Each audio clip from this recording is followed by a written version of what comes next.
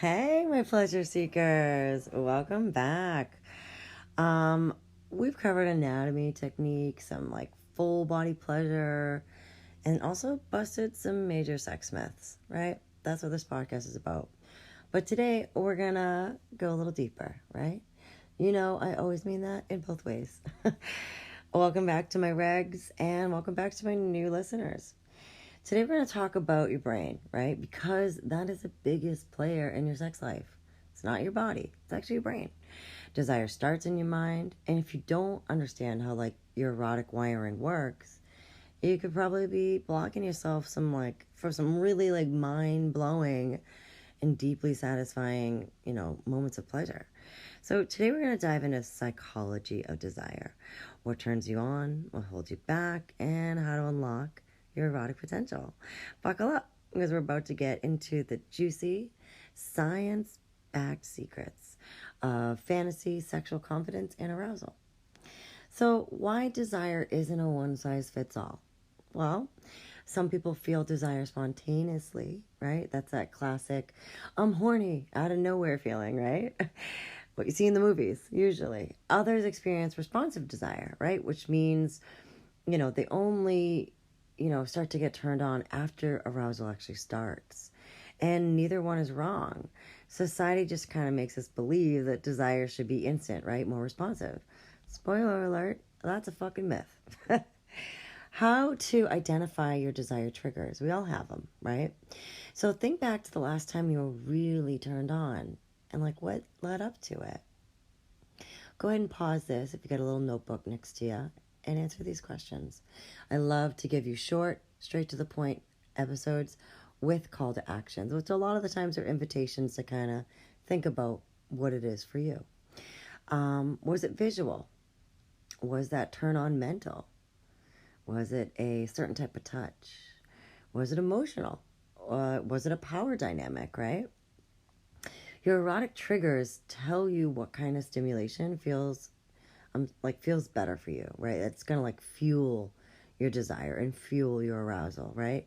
So just a pro tip, maybe keep a turn on journal for a week. Notice what entices you, right? Whether it's in the media, whether it's a sensation, interactions, or even a memory, right? So the role of fantasy, unlocking deeper desire. Let's talk about that, right? The things that really boost up your arousal.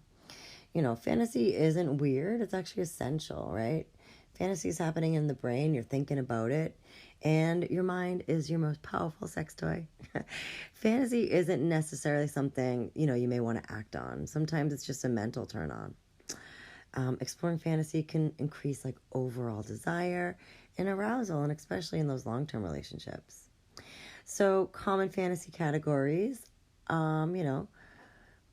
are power dynamics, which is that dominant, submissive. And that can indicate a desire for surrender, control, or even intensity. Maybe role play, right? Your brain loves the forbidden.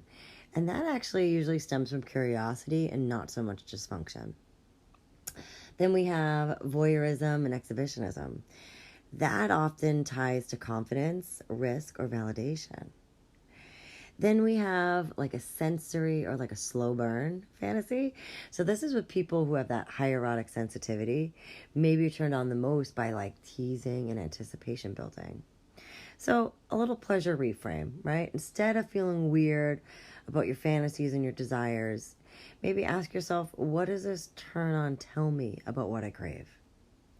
Let's overcome some psychological blocks when it comes to desire, right? These are just cock blockers, honestly.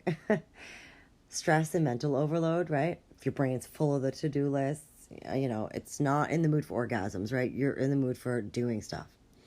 Maybe you're worried about how you look, right? Your body image. If you're in your head about how you look, right? You can really be disconnected about what's going on around you and the sensations. Maybe you got some guilt, or some shame subconsciously, these messagings, that from your bringing up, right? You can be heard that sex was bad, it was dirty. Maybe the relationship dynamics too. Maybe there's some, lack of emotional connection or some resentments. That kills desire pretty fast too. The ways to rewire your brain for more pleasure is necessary here, right? You could utilize some erotic self-talk, right? So you can replace those critical thoughts about yourself with more affirmations such as, my body is powerful. I deserve pleasure. I'm worthy of receiving and feeling pleasure.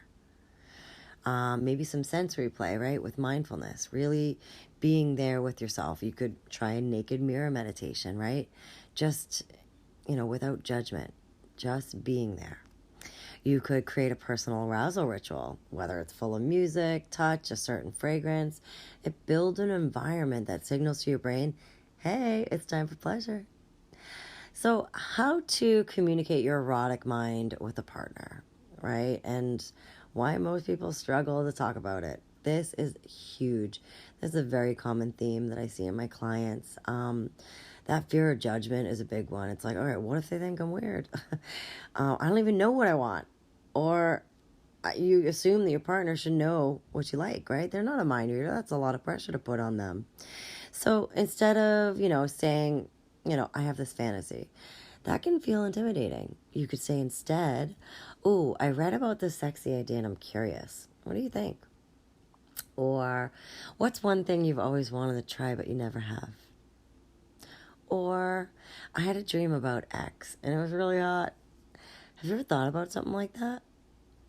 When we approach fantasy and the things that our brain wants, right, the desires that we have, with more curiosity instead of pressure, it's really changing it up, right? It's really about an invitation into deeper intimacy. When you start these conversations with curiosity, start with yourself first and then with the partner, right? All right, Q&A. Here is a couple of, erotic mind and, questions answered for you. I heard, I got somebody ask me, like, hey, is it normal to fantasize about things that, like, I don't think I'd actually want to do in real life? Absolutely. Fantasy is about mental turn on, not necessary reality, right? I get this a lot, and I got it the other day. How do I increase my desire in this long-term relationship? I just don't feel like I want it, or even want it in the same way. And it's absolutely that. You break the routine the same way, right? Novelty, flirting, right? Playful teasing, scheduled intimacy works wonders as well. Another one is like, I feel really guilty about masturbating. How do I move past that? You're going to start small, right? Your pleasures is yours to own, right? It's not something that's solely for a partner or partners. Replace that guilt that you have with self-compassion.